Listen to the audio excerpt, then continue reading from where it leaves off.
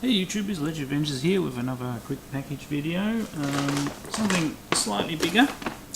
Another one of these tough bags.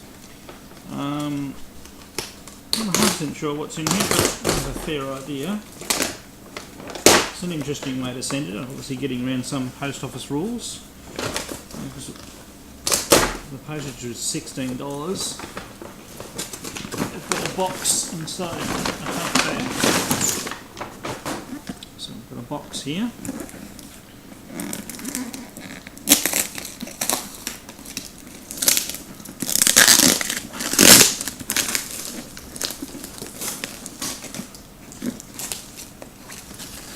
Now this is something that I got at an auction very cheap. It's listed as non-working, but I thought I might either be able to repair it or use it as spare parts for one of my other favourite systems.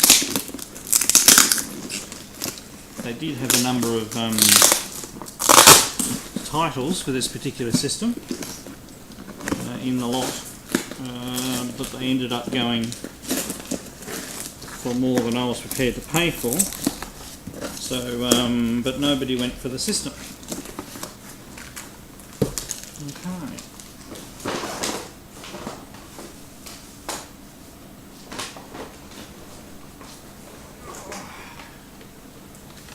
So, well, for a start, it comes with a spare joystick, which is a quick shot, one of the original quick shot joysticks. Different handle on this one, more contoured. It feels alright. It'll be interesting to see whether it works. So, different picture video. Right. Then we have a random AV cord.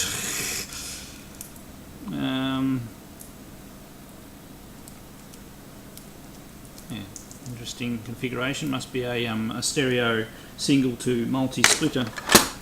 And here's the actual system itself. A very dirty looking ColecoVision. But we have a power brick. And there we go, it's definitely an Australian one. Just zoom in. Doesn't look like it's black or anything like that, or any melted bits. So at the very least we'll have a spare power supply. Right, then we've got the unit itself. It's only got one controller and it's pretty dirty.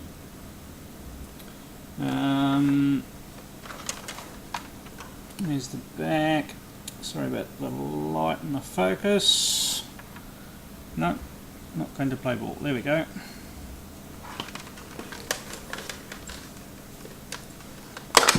Right, the AV cable's still attached and looks in reasonable condition.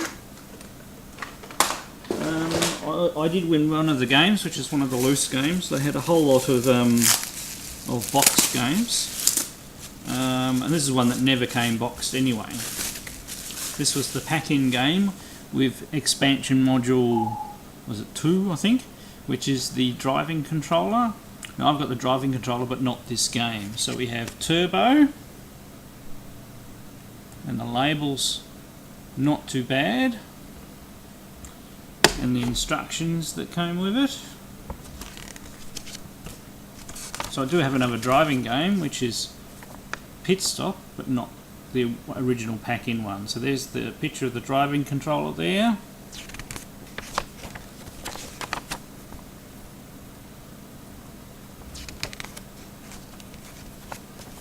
Look at the manual. So what we'll do, we'll hook all this up and I'll see what works and what doesn't work. And yeah, we'll continue this video on the other camera. Right, here we go. I've got the turbo steering wheel, and you put joystick number 2 sitting here. You have the cable going down to the foot pedal. That's all plugged into the ColecoVision there. So I'll set you up.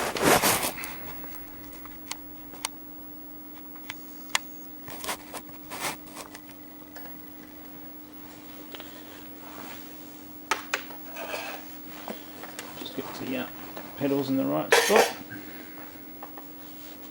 We'll go for actually played this on skill level 1 earlier just as a test, and it's actually way too easy, so I'm going to try skill level 2. So you need the joystick in the sight because you've actually got to change gears even though there's no visual indication on the screen. So we accelerate, and then you've got to pull down on that second controller to change into higher gear. What we've got to do is pass a certain amount of cars before the timer goes down.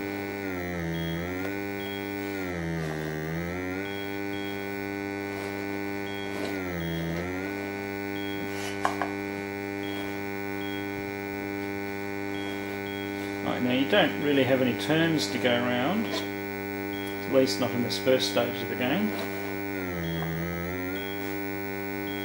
Sorry, I don't think I've got the foot pedal in the right spot.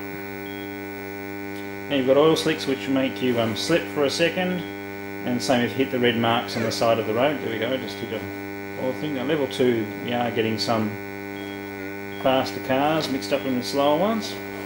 You get our first change of scenery. And we're in the green, so if we ran out of time now, we will have passed enough cars to go on to the next stage. You know, and for the time, this is quite a colourful racing game, but it's not, you know, there's not much cornering involved, it's really just dodging. So here we go. And it does have a bit of variety in some of the scene changes. So I've got a bit of a hill bit now, and a cornering bit where it's more that you're dodging the cars coming around rather than going around the corner. Oops. And if you crash, you need to put your car in low, wait till you get up high, and then change into high gear. So I'm running out of time now, but we're well in the green.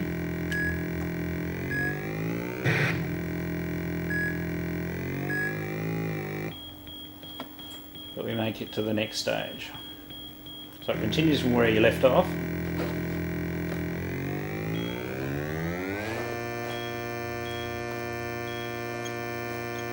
And you have this section here where you've got to have quick reaction time. So the steering wheel is quite responsive. It needs 4C batteries. Oops.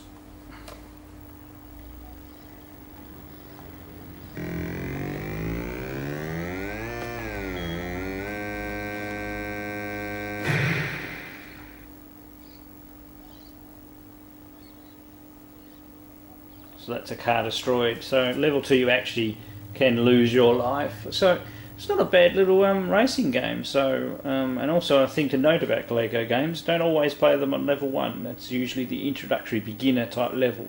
A normal game is more number 2 where most of the game features are there, and then 3 and 4 even add more. So very good game, very good pickup.